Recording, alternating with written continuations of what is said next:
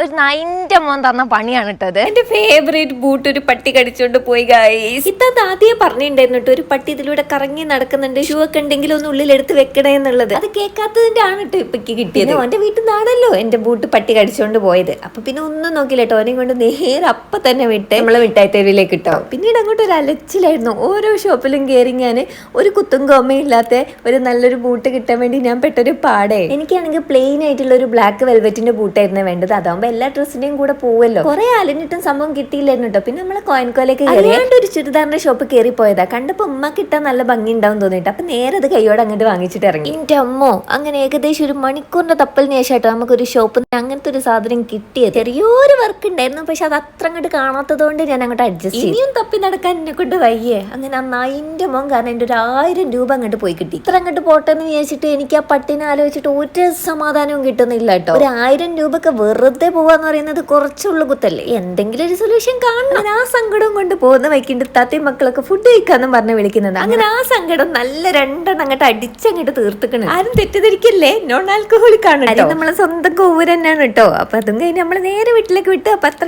Tata bye bye.